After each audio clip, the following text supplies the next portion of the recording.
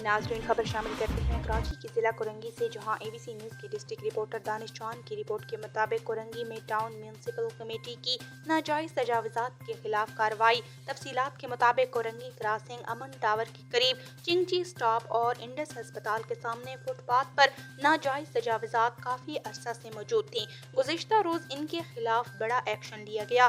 Town इंतजामिया की गाड़ी देखकर भगदड़ मच गई और ठेले वाले करीबी गलियों में घुस गए। इंतजामिया ने सड़क पर मौजूद केबन और ठेले ट्रक पर लोड कर लिए। कुछ लोग अपना सामान छोड़कर गिरफ्तारी के डर से भाग गए। एक शख्स ने बताया कि हर हफ्ता पुलिस मोबाइल हमसे पैसे वसूल करती है, इसके बावजूद हमें भगाया जा रहा है और सामान भी जब्त किया जा रहा है। इंतजामिया हम लोगों को कोई मुतबादिल जगह फराहम कर दे।